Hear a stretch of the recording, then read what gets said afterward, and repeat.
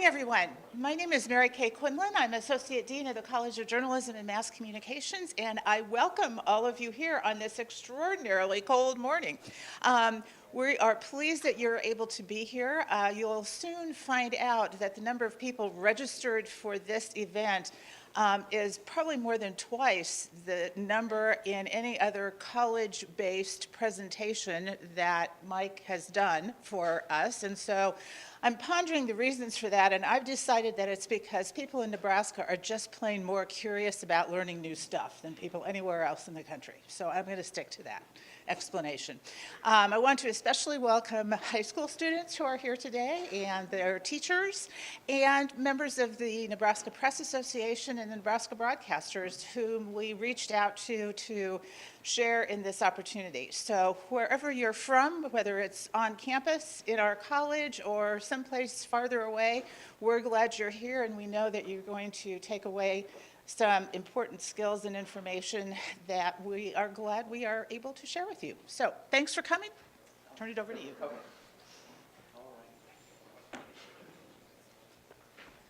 And speaking of the fact that we have people here from high schools and other areas, so who here is here from high school? Who are high school students? Fantastic, look at all that. We particularly welcome you folks. We're really delighted you're here. And Alex, would you stand up? Alex is our college recruiter, and if you want information about the college, he will be set up at a table outside this event at the end of the event. And in the meantime, at breaks, if there's anything you want to talk to him about, feel free to just grab Alex and talk with him. He has packets and brochures for you, I believe, and information about the college. So anything you want to know, I'll set up with Alex. So which high school came the farthest here? Who? Shout out where you're from. West Side, Omaha. Where? Okay. And anyone else? Okay, this is great. I think they win, huh? Oh, okay. So fantastic. This is great news. And now, how many here are from the College of Business? College of Business, look at that. That's excellent. Now, I certainly hope the College of Journalism and Mass Communication have more than the College of Business. Stick it up. All right. And from the libraries. Yeah, look at this. We have librarians. This is fantastic. And NET, we have people here from NET and Nebraska Press Association. Members of the Nebraska Broadcasters Association. All right, fantastic. And that's all goes to show that this type of training can be used and is well used by people in many professions. If you're interested in mapping, if you're interested in data, if you're interested in research of any kind, these tools are incredibly helpful. And we want to make it clear to you also that we are recording this, and anybody who wants the video of any of these trainings, just let us know. You can send me a note. We'll send you the URL so you can review this because, like as Mike says, 3 months from now, you might not remember the fifth step on something, but you can have the video of the whole training. You can use it in your classes. You can use it at your meetings, whatever. So, thank you for being here. I want to thank Mike Riley, our trainer from the Society of Professional Journalists and the Google News Initiative. He's done many of these trainings. He's very good at it. You will see that very soon. And he's an alum of the College of Journalism and Mass Communications, so he's back to have fun in this weather. Yeah, thanks, Gary. Yeah, thanks for the warm welcome. Minus 14 when I got out of the rental car yesterday. But it was minus 52 in Chicago last week, so this is actually a little warmer than what I expected. And I'm glad to have such a well-rounded group in here. As Mary Kay and Gary had mentioned, Nebraskans have a tendency to show up to things like football games. You know, we've got that. How long's the streak up to? What's it up to now? The consecutive sellout streak. Like 360 something? Yeah, nice. Yeah, nice. It actually ended in 1987. I hate to tell you, I covered that game. I was a sports writer at the time. It was a sleet Halloween night. They played Oklahoma State, and the stadium was a little over half full. But they sold all the tickets, so it's still there. But please don't shoot a picture of this or tweet it out. But I did want to show you guys show up, and we appreciate that. That's why we keep coming back. That makes my bosses very, very happy. It makes me very happy. This will break the record, I'm sure, today of 125. And we are coming back at the end of August as well during the Daily Nebraskan reunion. We got any Daily Nebraskan reporters here, staffers here? Anybody from the DN? Yeah, a few of you? All right, good. Yeah.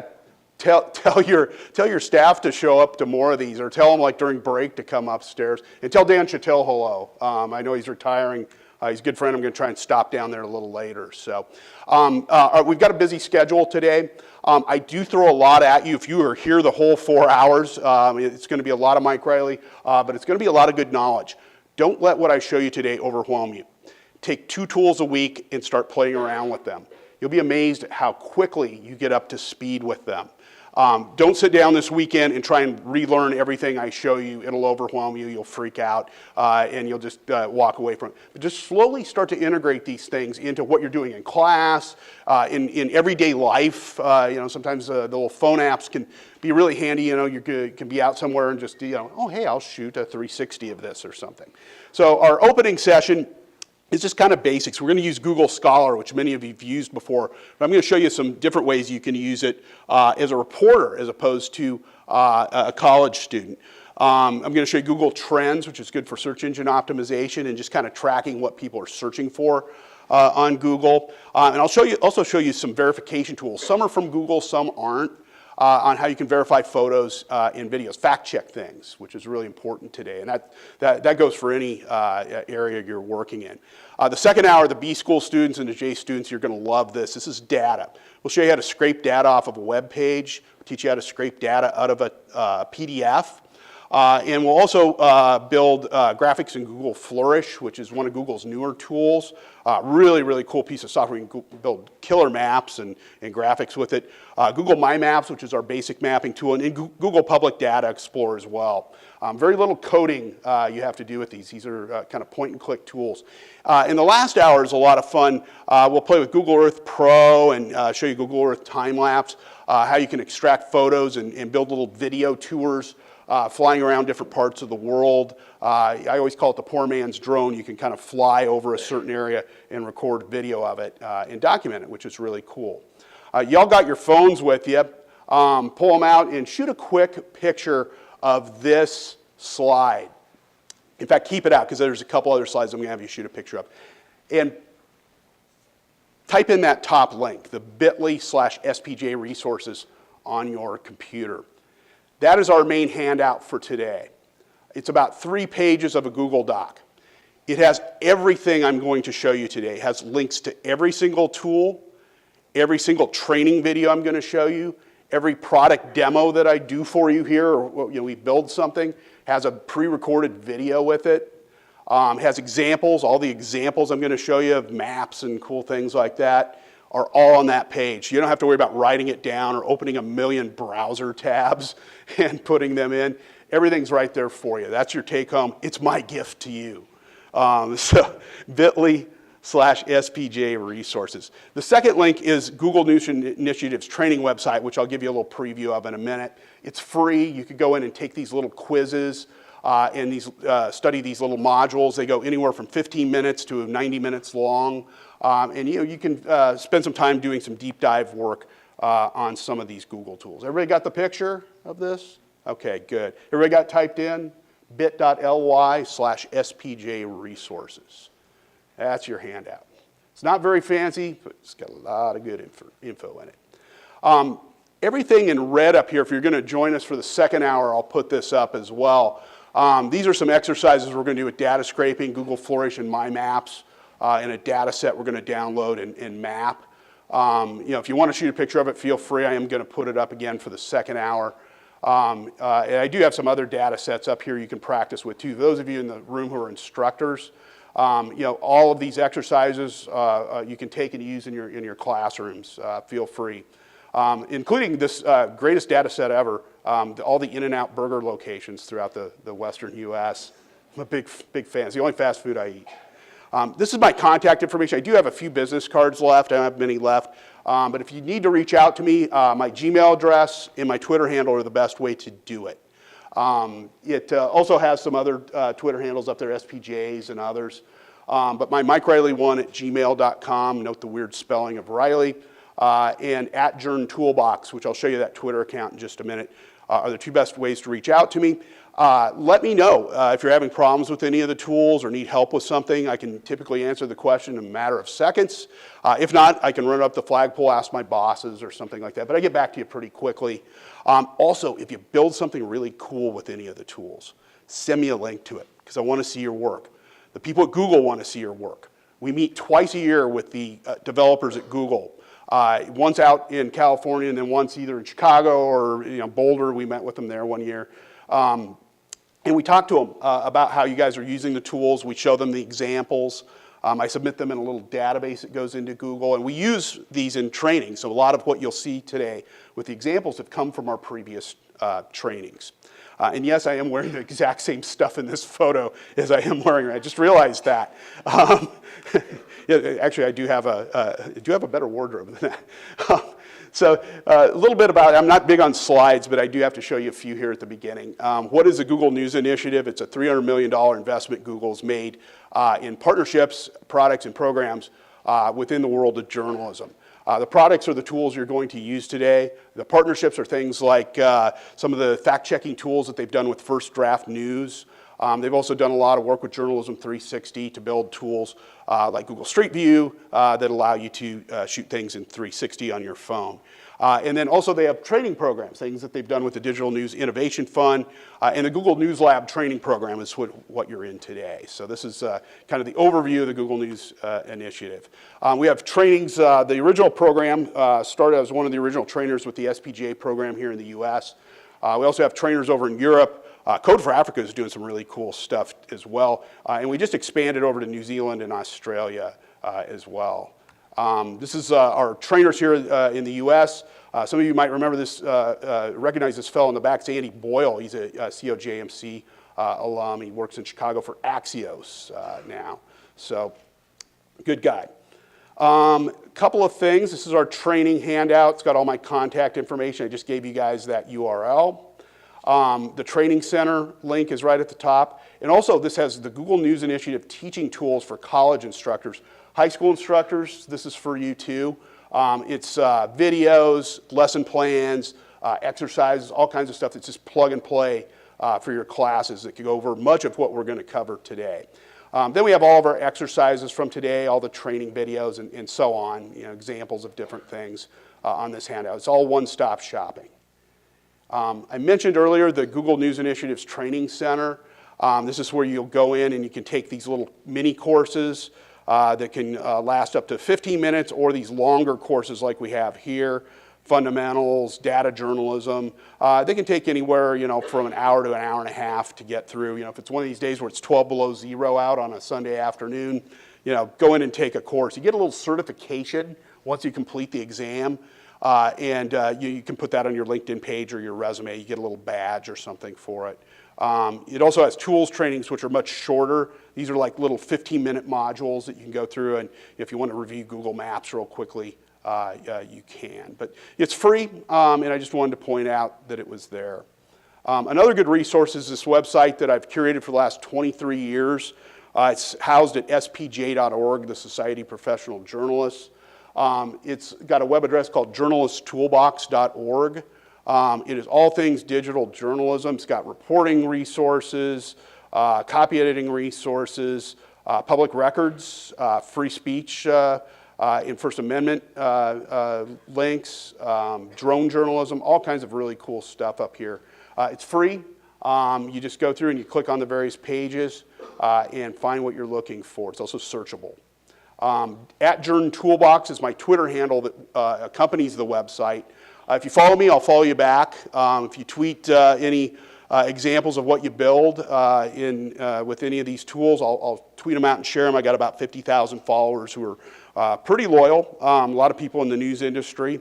Follow me, I'll follow you back. I tweet about 13, 14 times a day here. Try not to crowd up your Twitter feed too much. And it's all digital journalism. I do occasionally complain about the Cubs bullpen there as well. I live 2 blocks north of Wrigley Field. My wife and I have lived there close to 19 years now. Big Cubs fan. And a couple years ago was a good year for us. I'm also part of one of the founders of the Media Shift Training Network. There's Andy Boyle again, getting the room pumped up. We do trainings all over the world. We got a great team of trainers. We do everything from spatial journalism and drone journalism to the data tools that you're seeing here. So if you're school, university, newsroom, are interested in some trainings outside of the Google suite, see me during break and we'll get in touch with you. I teach at University of Illinois, Chicago, data journalism and digital journalism. This is our website, the Red Line Project. We cover news in neighborhoods off of Chicago's Red Line L stops. If you've ridden the L in Chicago, the Red Line, and lived to tell about it, it's kind of the city's main artery, and we cover everything in those neighborhoods off of it. We use a lot of digital tools to tell it. I'm a native of Lincoln, grew up about 53rd and Wilshire Boulevard, right up by Culler Junior High School. Went here, I was the editor of the RAG from 87, 88. Held several other editing positions at the DN. Very special place, loved it. And I'll tell you one thing, this student union is a heck of a lot nicer than it was when I was a student here. We had a Burger King, that was it, man. You guys are getting Chick-fil-A, Steak and Shake. Man, I want to come back to school. All right, enough about my background. Google Scholar, scholar.google.com. Oh, you need a shot? Yeah, okay. All right, we'll bring up the lights here. Google, in fact, Gary, I'll shoot a picture of you shooting a picture of us. Want them to see what all happened. Right back at you, Gary. All right. Google Scholar, scholar.google.com or google.com/scholar. How many of you have used this one? I'm going to see a lot of student hands go up. Yeah, it's great for term paper research, things like that. But it's a good reporting tool too, and newsrooms don't always do a good job of showing their student interns or their reporters how to use this as a reporting tool. I do a lot of the trainings for the Gannett Company. I'm at USA Today, in fact, next week, a week from today, in fact. And one of the things that really surprised me is how veteran reporters haven't looked at this as a tool for contacting expert sources, researching case law, and doing a lot of really cool things with it. So it's got 2 buttons here. One is articles, where you can search scholarly journals, which you can do through the library here at UNL, and also the button that searches case law. And these are court rulings that have been filed, not cases that are currently in the courts. So if you click on articles, and let's say we're doing a story on voter redistricting. So type in voter redistricting.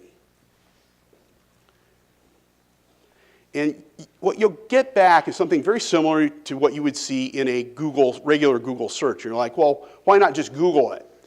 Think about it. If you're looking for academic journals and you're looking for case law, having to sift through a large Google search for something is not fun. You'd have to use a lot of little qualifiers in it. In the search. By coming here, it narrows down and filters out everything that's not an academic journal or that is not case law. And what it gives you here, is typically what you see. You see a headline, a little blurb. You also see the name of the publication, the author's name, and more often than not, you'll see the author's name is underscored. And that means that person has a page on Google Scholar. You can filter everything out by year. So if I wanted to narrow it down to only 2010 to 2014, I can type that in over here and narrow my search. These buttons underneath show, or these links underneath will show how many times this article's been cited, related articles, various versions of the article. It may have been edited at some point, or there could be a correction tied to the article. There may be some updated data with it. Over here, you'll see a PDF. Typically, if it's free, you'll see a PDF over here, and you'll be able to open it up and access the article. You also see this little star here. Go ahead and click on a few of the stars just for kicks. This is bookmarking it, and I'll show you where these bookmarks go in just a minute, so you don't have to save all the links in a Google Doc. So the little star is your bookmark. It's your library. And I'm going to go ahead and click on a link here to one of the stories or to one of the articles. And this one takes me to Sage Journal's Political Research Quarterly. Okay? And it gives you a little abstract, the date of when it was published, the author's name. Gives you some download options here. And you can click on these, if you're in the university system and accessing the libraries, you can probably access these articles for free. Okay? But, and tell me, librarians in the room, how long after they graduate are they cut off from library services? Immediately. Yeah, I've heard no more than 6 months. But Alumni Association, I don't know if the Alumni Association does this here. A lot of alumni associations now, if you join your university's Alumni Association, you get free access to your library's articles. Do they do that here? Oh man, yeah, you need to. It's a great incentive to get people to join the Alumni Association. More and more schools are doing that. So, like they said, you get cut off, a few days after you graduate from the library. Well, if you're doing a deep dive article on voter redistricting and you need Seth McKee's article, you can click on it and maybe it gives it to you for free. Maybe it charges you $5 or $10. I've been charged as much as $50 for access to archives of some of the journals. I mean, that's a lot of money, okay? Something to think about. So I go back here into Google Scholar. Notice how we have the author's name underscored here? I'll click on it. That means he's registered in Google Scholar. He's filled out a little form and has his own homepage.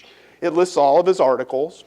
You can click follow up here and follow him, and it will send you an email every time he publishes, which is, a few times a year. It's not going to blow out your Gmail email box. So hit follow. You can follow him. It shows his areas of expertise, and it has a link to his homepage, or sometimes they just put their email address up here. But in this case, it's a link to his homepage at Texas Tech University. Okay? And on there it has his contact information. Very important for student journalists here. It has his contact information. It has a phone number and email address. Okay?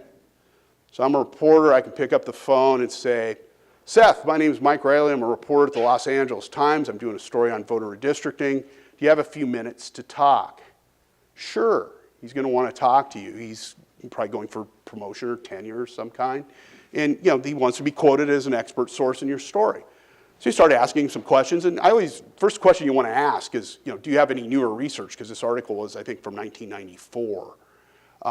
Do you have any newer research? Do you have anything fresher? You're working on anything right now that could be helpful to my story? Yeah, sure. What's your email address? He sends it to you. Then I tell him, hey, I'm looking for your older article too, but they want to charge me $50 for it. He's the ultimate rights holder to his research. He can give it to you for nothing. Go straight to the source. That's always, journalism schools really, your journalism instructors really drill that into you. Go straight to the source. That's an example of this here. The other thing this does is it puts you in contact with somebody. It helps you build out your expert source list. And as a young reporter, I spent 10 years at the LA Times, Chicago Tribune, and Washington Post, most of it as a reporter and web producer. And building that source list when you're young is very difficult. And this is a really good way to start finding these experts pretty quickly. I used to have to go around to the newsroom to the veteran reporters. Hey, do you know anybody that knows anything about steroids? Do you know anybody that knows anything about traumatic head injury? Which is what we now know as CTE. We did some of the early reporting on CTE, and we didn't know what it was. These doctors kept finding all this stuff about it, and had to build out my source list to find people that were doing research in this area. This makes it a lot easier. It helps you build that source list. So whether you're a high school student, college student, or a young reporter that's right out in the newsroom, this is a very helpful tool for you to build your expert source list. Go back to the homepage. You can just click on Google Scholar in the upper left-hand corner rather than backing out like I did. You can just click on this. And remember how I showed you guys the bookmarks with the little stars? Click on Library in the upper left-hand corner. And everything you clicked on the star is now bookmarked and saved in this little holding file here, okay? And you can always delete them out when you're done. You can just highlight them and delete them out if you don't want to keep them, okay? Go back to the home page and click on Case Law, okay? And it'll give you a pull-down menu. It might give you a Nebraska courts and federal courts option. Hit Select Courts. This little button right here, this little link. And this panel allows you to narrow your search to certain courts. So here in Nebraska, we have a Court of Appeals and a Nebraska Supreme Court. We can select that. We can select other states too if we wanted to. It's got the U.S. Supreme Court over here on the right, tax court, customs court, the Court of Trade, among many others. What circuit are we? 8th? 8th Circuit. And you can also break it down if you just wanted Nebraska, but I'm going to do the whole 8th Circuit. So I'll select those, whatever you want to pick, and hit done, the little blue button in the upper left. Now type in voter redistricting, and it will give you only the court rulings from the courts that you selected. Okay? Again, it gives you the blurb, it gives you the case number, the name of the case. And if I click on the case, look at the URL up here. It's still a Google Scholar URL. It's actually gone in and scraped the U.S., this is a U.S. Supreme Court ruling. It scraped the U.S. Supreme Court database and dropped it into Google Scholar, with permission, I might add. They have permission to do this. So it auto-scraped it, dropped it in here. And this is the summary ruling. As you scroll through here, you'll see links to other cases that were cited in the ruling, which is very helpful. Usually has a link back to like the full U.S. Supreme Court website. It's a very old ruling, 1960, so the archives go way back. Okay, so that's case law. Again, it's not cases that are currently in the courts. These are past rulings, so it's archival in nature. So that's Google Scholar. Go to this one, images.google.com, images.google.com. We've all probably been to this page before, either directly or indirectly. If you click on the little images link or the little camera icon on Google, it'll give you the images page. You go in there, you search around for some photos, and find what you're looking for, okay? But you can also use this many other ways, including fact-checking. It's a great tool for fact-checking images. And we always want to kind of put anything that's tweeted to us, emailed to us, sent to us over Facebook, especially if it comes from somebody we don't know, even those that we do know sometimes, we want to put it through this little test. Okay, before using content online, you should always think about, is it an original piece of content? Who captured it? What's their motive for capturing it? When and where was it captured? This is just a little mental checklist that you want to run through before you ever hit that retweet button on your phone, okay? And I'm going to show you some photos in a recent case study just from last week where people didn't put it through this little checklist and got really burned on it. Some of them media members. Think about who's sending you the content and what their motive might be.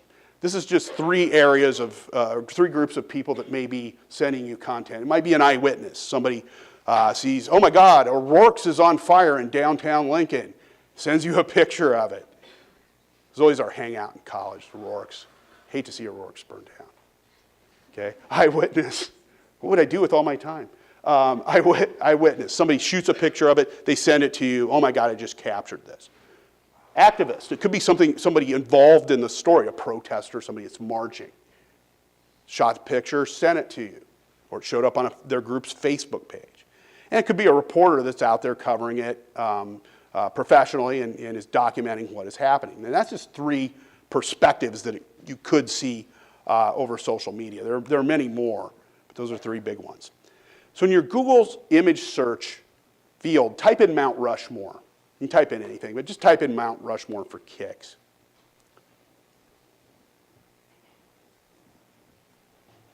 And then click on the little button up there that says Tools. It should be a little gray button right up in the upper right under the camera. And you should get a little pull-down menu that it looks somewhat similar to what I have up here. Okay? The pull-down menu allows you to narrow your search. You can search by size of photo, type of photo, do I want a JPEG or a GIF file.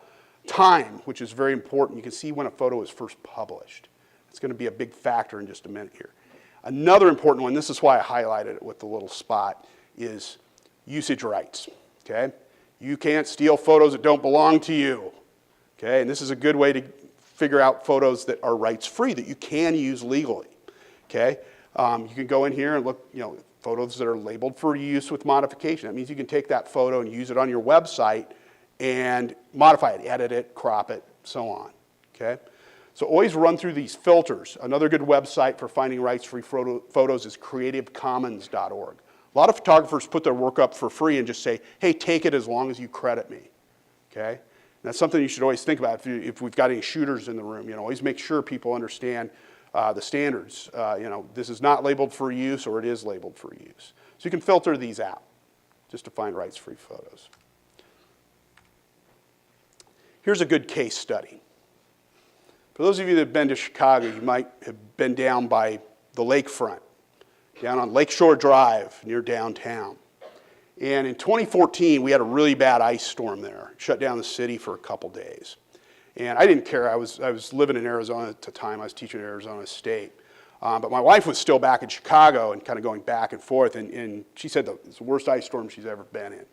This photo started to make the rounds on Twitter. Came from this guy who's sending a tweet around. Showed these cars frozen over and some trees frozen and Lake Michigan in the background. It's right off of downtown. Got a lot of retweets and, at the time, favorites that are now likes.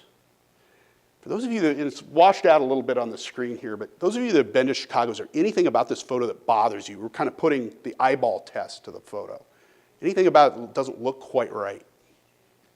The trees, oh, bingo. Man, this one fools them down in Florida every time when I do training. They don't get that. But Midwest, the trees just don't look like trees that you would find in the Midwest. Okay? So that's one big one. That's the elephant in the room. What else? There are a couple other little things. Yeah, you can't park on Lakeshore Drive, and if you do, you're in big trouble because it's a 6-lane freeway. Yeah, big trouble. But it could be like the Montrose Harbor parking lot or something. You can't park that close to the lake. And also in the background, the lake is very, very, very blue. It's typically kind of green and brown. It's the cleanest I would ever have seen Lake Michigan. So it doesn't really pass the eyeball test for us, and pretty much anybody living in Chicago. But this was widely shared. A lot of people that aren't from Chicago and don't understand, the lay of the land, aren't going to be able to recognize and tell if it's real or not. This little video will walk you through the basics of fact-checking a photo, and we'll use this case study. Then we're going to take some photos and put it to the test. That's when the fun begins. So bear with me here, 90-second video.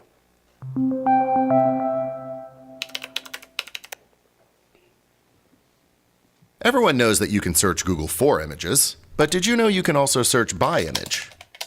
Just go to images.google.com and click the camera icon. It's simple. You can search by image URL, upload images directly from your computer, or drag an image file into the window. If you've already got the image in your browser window, you can right-click if you're using Windows or Control-click on a Mac. You'll get sites that include the image and similar images. For example, you're reporting on the worst winter storms in Chicago history, and you come across this image tagged 2014. It looks perfect, but you want to make sure it's legit. When you right-click on it and search Google for this image, you'll see that it's been used a lot. To find out if it's actually from 2014, go to the Time drop-down menu under Search Tools. By back-searching, you can track down when and where an image was used. Let's see if this image was used before, say, 2007. In this case, it's been posted as far back as 2005. What it also reveals is this photo is not of Chicago's Lakeshore Drive, but of a snowstorm that hit Lake Geneva, Switzerland. Facts checked.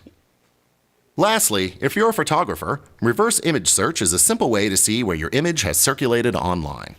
Just right-click the image and select Search Google for this image. So don't forget, when researching, you can search by image. You'll be surprised at how much information you can find. A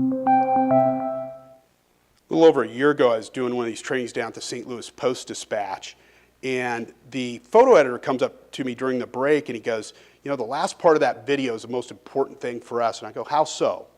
He goes, at the end of every news meeting each morning, he goes, I gather the photo desk together and we drag and drop the previous day's images from the website into Google Image Search so we can see who's stealing our photos.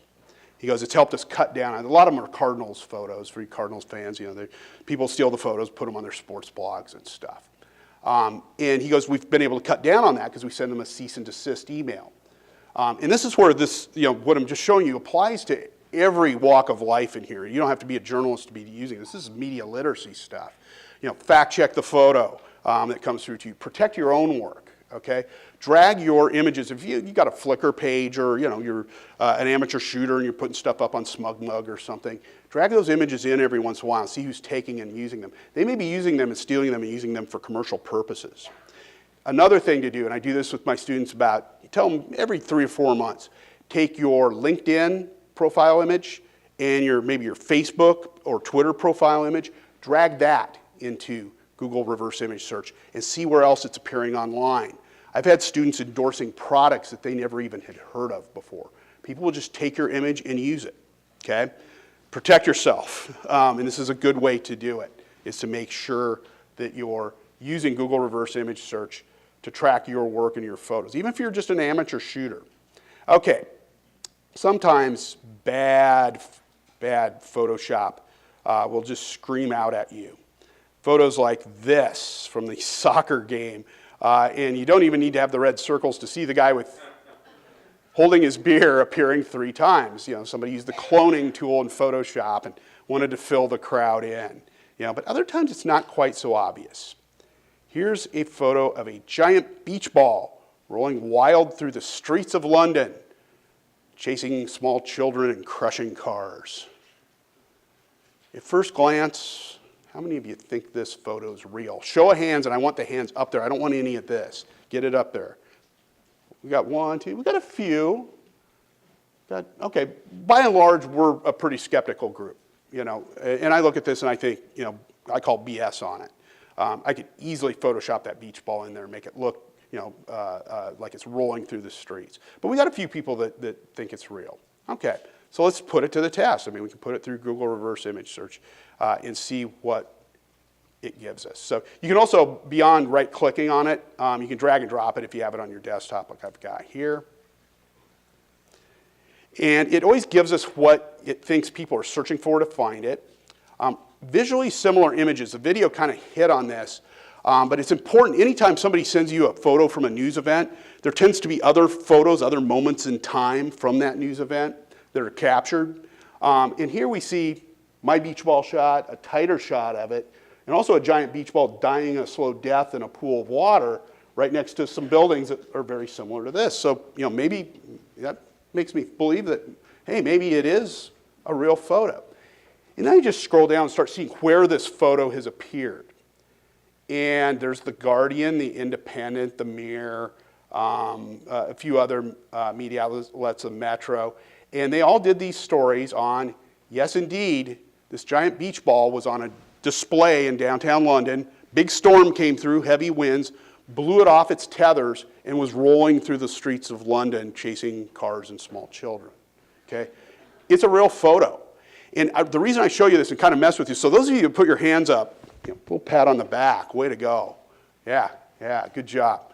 And the reason I show you that is it can go the other way. You can prove that a photo is accurate or is being presented to you accurately, so to speak. Here we're going to look at one, and God, is this a gift that keeps on giving? The street shark. This thing, when I showed this in Florida 3 weeks ago, and I was down in Cocoa Beach and Tallahassee and Pensacola, and they were just dying at this one. This has shown up during Hurricane Sandy. It was the first time we saw it. It showed up several times since. It's some of the worst Photoshop you'll ever see. You can actually see the water change color here. But it's been in Harvey. It's been all over. People just keep sharing this thing, and it's like, please stop. We can drag this one in, and we'll see what it shows us for results. We know this one's fake already, but we'll just see what the results look like. And there we see Hurricane Sandy drag sharks. They've actually made a mashup video of them now. Street sharks during Hurricane Sandy, 10 fake photos of Hurricane Sandy that went viral. Anything from Snopes in here, you know it's bogus. So, again, it's a good way to get a quick snapshot of it. One thing I want to show you, for those of you who are instructors, is this handbook called Verification Handbook. Students and instructors, this is a fabulous book. It's free. It's online. You can put it on Kindle. It's PDF version. Or just click the button that says read the book. And these are little chapters on verifying images, verifying video, all these things. It is created for journalists, by journalists. Craig Silverman from BuzzFeed News is the editor. And you can go in and open these little case studies More and more newsrooms are requiring their interns and new hires to read this the first day on the job. And you'll see this first case study is written by a Guardian and BBC web producers, and it's about a giant beach ball rolling wild through the streets of London. So I got the idea. So Verification Handbook, free book, verificationhandbook.com. I wanted to make sure I mentioned that. If you're doing a Google image search and it doesn't produce any results, try tineye.com, tineye.com. It runs a little different algorithm, and sometimes I get search results out of there that I don't get in Google reverse image search. And sometimes you won't see any results at all in any image search. And then you have to go back and do your due diligence in fact checking. Let's say it's a fire photo or something like that. Call the fire department, go down there, and verify it yourself. But again, a social media desk or anybody that's doing a kind of first line of defense with this stuff, these digital tools are really helpful in kind of weeding out some of the searching and time wasted looking at that stuff. This is a photo that was being passed around last week by, a lot of them came from activists, people both sides of the spectrum, liberal and conservative. One of the people that shared this photo was an actor by the name of James Woods. Some people were representing this as a homeless person that had frozen to death on the streets of Chicago during the 52-degree wind chill last Wednesday. And it's like they were using it for political purposes. Well, why is this person freezing to death when we're building a wall? Why is this person freezing to death, when we could be putting, when we're spending money on all these other wasteful things? And they were doing it for political purposes. And they were always presenting it as Chicago last week. Anybody remember that photo? Anybody see this photo? I saw it on Twitter, and then not long after, I saw the photographer who shot this tweeted out, I didn't shoot this photo in Chicago in 2019. I shot this in Toronto in 2013. Please don't be fooled by this. It's a great tweet. I need to dig it out. And sure enough, I dragged the photo in, and it's showing 2014, 2013, all of these photos that this photographer had shot, and he was credited on it, so he was telling the truth. So that's how you can fact check in real time and get this. And if you give me your email address afterwards, if you ever want any of these photos to practice with or to demo, I'll be happy to send them to you if you need them. Type in YouTube Data Viewer into Google. It's got kind of a long web address. So just Google YouTube Data Viewer. This is made by the folks at Amnesty International. Anybody ever used this before? Fabulous tool. Okay? It only works with YouTube videos. But I've got another tool I'll show you that works with some others. And it helps you fact check a video. Okay? Let's say somebody sends you a video and says, this is a building that's on fire from an explosion in Kabul today. Please share this or post this on your webpage. We get these all the time. And you don't know this person. You aren't sure where this is in Kabul. You can go and look around in Google Earth, but you can't really find the building. Is this person telling you the truth? Did it happen today? And is it happening where the person said it did? Well, you can fact check that. I can take any YouTube address and copy it. Cut and paste it into the YouTube Data Viewer. And what it does is it extracts 4 keyframes out of the video. And it'll randomly do this, so you can run it through a few times. And it's got reverse image search built into it. It uses Google's API, Application Programming Interface. If you hit this, it will tell you where those keyframes and the video have appeared elsewhere online. So if somebody sends you a video and says, hey, this is from Kabul today, and this explosion, and you put it into Google Image or into YouTube Data Viewer search, and you see that video has appeared 5 years earlier, and it was an explosion in Afghanistan, you know that person's pranking you. Or if the video's showing up on a bunch of prank websites, if it's showing up on a lot of credible news websites, and you go in and read about it, and click beyond the link and really get more out of it, you'll be able to see if it's credible or not. So again, there's no perfect video editing or video fact-checking tool, but this one's pretty darn close. It's pretty good little tool from the folks at Amnesty International. Here's another tool, Google InVid, I-N-V-I-D. This one does the same thing, only it works for any video, okay? Even self-hosted video you can do it with. They also have a little Google Chrome plugin. If you go to the Google Chrome store, you can install it right in your browser, and you can check video URLs, images, image search, all that stuff. So InVid, I-N-V-I-D, not a Google tool. TinEye and InVid aren't Google tools. Neither is the YouTube Data Viewer, even though they kind of partner with us a little bit on it. So those are two pretty good tools for that. Okay. Go to trends.google.com. Trends.google.com. Google Trends. How many of you have used Trends before? Yeah, a lot of times we get marketing students that have used it before. It's really good for journalism. It's really good for a lot of different areas. Trends.google.com or google.com/trends. And Trends is a tool that digs into a database that Google has of 3 billion searches per day. We have just over 3 billion plus searches per day on Google. And this giant database Google has used for years to improve its algorithm, and they've used it internally. But now it's outward facing. And it allows you to go in and make queries of this database and ask, well, who is more searched in Lincoln, Nebraska in the 2016 calendar year, Hillary Clinton or Donald Trump? You can compare. You can compare up to 7 different topics, okay? It's good for marketing. You know, you type in different brand names during the Super Bowl to see how the ads are doing in search. You know, are the ads effective in motivating people to go online and search for the product? It's a good way to look at that. You know, huge database Google has.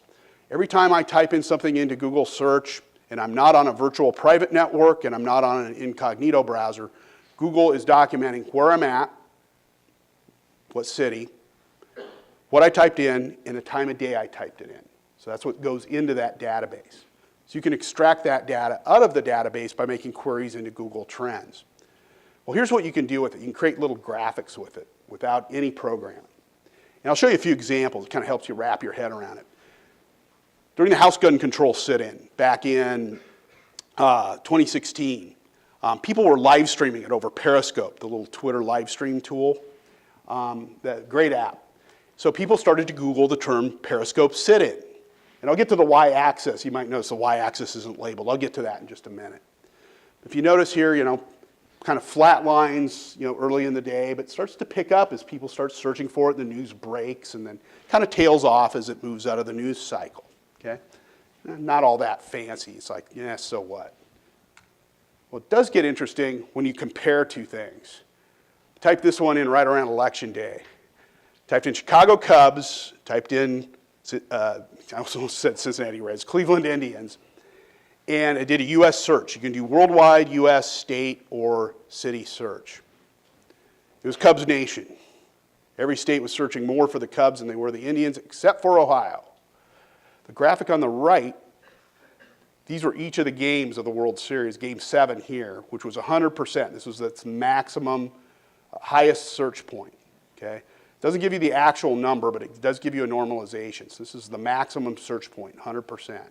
And here was the Cubs parade, and Election Day was right over here. Okay, that didn't sit well in Cleveland last summer. I showed it there. You guys might remember when Mike Pence went to the play Hamilton, happened on a Thursday night. Do you remember what happened when Pence went to the play?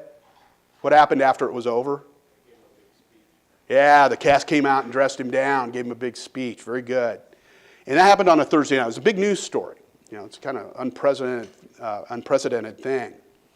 And this big news that night, into the next morning, the morning shows or news shows were all over it.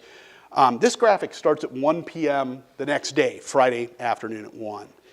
And by then, you know, the Hamilton spat had kind of dropped out of the public limelight. That's the blue line right here. Well, at 1 o'clock that day, Trump University announced that they had settled a $25 million lawsuit, okay? And that's when you announce bad news. You announce it on a Friday afternoon. It's a slower news day. Notice that starts to spike right around 115. But then something very strange happens. The fresher story, Trump University, begins to drop, and Trump Hamilton surpasses it right around 2 o'clock, just before 2 o'clock. That's when we see this sea change. Can anybody surmise as to what might have happened at 145 to cause such a drastic change? What could have happened? We don't see this very often. Why would suddenly people start searching for an older story when we have this fresher story? Tweets by who? Yep. It's exactly what happened. And a reporter named Asa Bennett, yeah, way to go. Pat on the back again. There we go. Asa Bennett, a reporter in Great Britain, picked up on this. And he didn't guess. He went in and looked at Trump's Twitter account. He saw it, 145. All of a sudden, in all caps, how dare the cast of Hamilton do this to Mike Pence, exclamation point. Like 3 or 4 in a row. And all of a sudden, we start to see people are searching for Trump and Hamilton on Google. It's just driving them to Google News and Google Web Search. And Asa called him on it and did a little graphic with it. Got some really good, shares and likes and things like that. I picked up on it the next day here. And there we go. Nobody searches for the measles until there's a measles outbreak. The red line's the flu, which you might note is cyclical. Okay, so you can compare things. Your best Twitter follow with the Google tools is this one. Follow this account, @GoogleTrends. What they do is they share in real time national and international search trends on big breaking news stories. And you can pick up story ideas or project ideas out of this. My students do this all the time. They'll see something, riffing with Brexit or, whatever the big story of the day is. And they'll go in and localize it. How are people in Illinois or how are people in Chicago searching for it? And how does that compare to US search or global search? You can look in other countries too. You can see, Trump and the wall in Mexico. How's Trump searched in Russia? How's Trump versus Justin Trudeau being searched in Canada? You can look at these weird comparisons in other parts of the world. So follow @GoogleTrends. It's great for story ideas. They share a lot of really cool stuff. So let's play with trends a little bit. Search form up here is where you can create your custom graphic. We're going to do one in just a minute. There are some examples here of pre-built ones, kind of how it works. If you scroll down here to recently trending, this will show you any recently trending topics. You might have noticed when Gary was talking, you saw that little screensaver I had, all the little grid of the little squares. That's the Google Hot Trends Visualizer. That's a screensaver you can download off the web. So if you Google Hot Trends Visualizer, you can have a screensaver of a grid of 25 of the most popular search terms on the web, or on Google, I should say. And right now, these are some of the big trending. Marc Gasol just got traded, Albert Finney, and so on and so on. A lot of sports and pop culture here. But during breaking news stories, you'll see these topics pop up. You can search a little deeper for these trending searches by clicking here. And it's nice. I look at this every morning just to kind of see what people are looking at online. I kind of start my day that way. I always look at this very early in the day. So let's type in, and we'll do this first one together, and you can do your own kind of on the fly here. But let's type in Hillary Clinton. And select search term. You can search by topic. You can search her by First Lady, Secretary of State, U.S. Senator, and so on. But we'll do the broad search term on Hillary Clinton. Doesn't tell me much. It's U.S. search over the past 12 months. You see the little pull-down menus there. And this is all of web search. And I can narrow it down if I want to go to images or YouTube or Google News or whatever. But see this little button up here that says compare? Type in Donald Trump.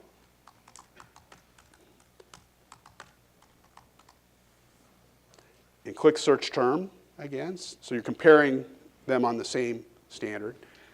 And not surprising, he's searched more, he's president, and she's dropped out of the public limelight pretty much for the time being. But instead of the past 12 months, this database is updated every 5 minutes, and you can narrow it down to just a few hours, minutes. You can look over past 5 years, 2004 to present. It goes back to 2004. Custom time range. Let's click on that. And I could specify certain dates I wanted in here. or I can do full year and look at 2016, which was largely the campaign year. Now we begin to see a real story develop. This is U.S. search. Hillary led him in search on June 5th. This is the FBI in emails week when they announced a lot of that. She led him July 24th, which is the Democratic National Convention. Republican Convention was a week earlier.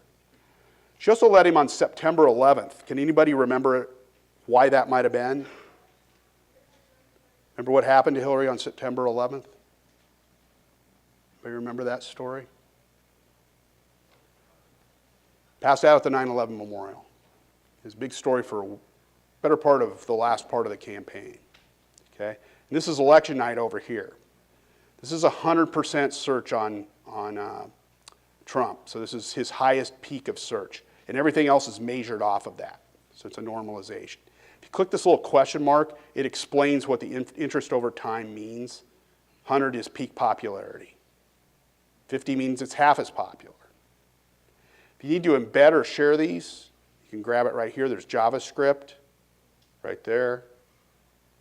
You can share it to your social channels just by logging in. Or you can just take the link up here and embed it in a story. If you attribute any of this into a story, it's according to an analysis of Google search data. You can say according to Google Trends too, but a lot of people don't know what Trends is. Let's add one more wrinkle in here. Go up to compare. Remember Pokemon Go? That app came out July, right after the 4th of July in 2016.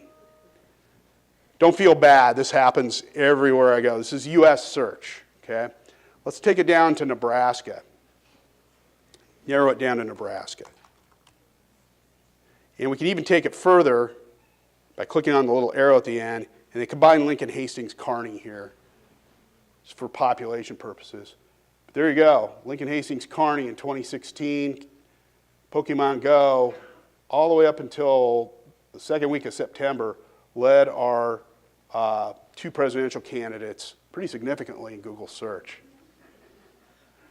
I know. See this everywhere. I mean, you saw the U.S. data there just before. You know? So you can do these weird apples and oranges comparisons. You know, I was in Cincinnati doing a training, and we typed in Procter & Gamble, the name of the company, and we spelled it right, and then we spelled it wrong. More people are searching on the misspelled version than the correct spelled version. But it doesn't matter really, because Google corrects it and says, do you mean, you know, this in Google search, so people can still find the company. But the Cincinnati Enquirer had a ball with that. That was a fun little story for them. They could kind of take a poke at them. Type in your political candidates in the weeks leading up to the election. We saw this in 2016. We were doing a training with the Tribune and the Arlington Heights Daily Herald. And during break, we discovered it. We started typing in, you know, Tammy Duckworth and some of the congressional Senate candidates' names. And we noticed they were peaking in search on days when the election, well, they weren't really campaigning. The election was kind of quiet. The campaign was quiet. And the reporters started to ask the question, why are they spiking on days when nothing's happening? We're not writing stories about them. There's nothing going on. So they started to poke around. They made some calls. And what they found was, this is interesting, that they were sending out emails and doing social media pushes to raise campaign funds on those days. So one candidate was doing Monday, Wednesday, Saturday. Some were doing Tuesday, Thursday, Sunday. And it wound up being a little story. And they would never have discovered that story or got insight into that strategy had they not just been typing the names in to Google Trends and thought to ask the question. It's good for SEO as well. Do me a favor here, start a new one. We're going to type in, this is a perfect place to do this one. Type in Cornhuskers in just the search term, and type in Huskers. If you're writing a headline, I would probably use it shorter, so it's good too. Huskers over Cornhuskers. You know, both are searchable keywords and, you know, show up quite a bit in Google search. But Huskers out searches it pretty significantly, sometimes double, sometimes even triple. Okay, something to remember. And that's just over the past 12 months. You can narrow this down. Okay, so if you're doing SEO and trying to figure out, you know, what term should I abbreviate this or not? You know, well, what are people searching more for? You know, what'll help my story be seen better? All right. You guys have earned a well-deserved break. Let's take 10, and then we'll re-huddle for the best part of the day, data scraping and building graphics. So take 10, we'll get back together at 10:15. Good start, good stuff.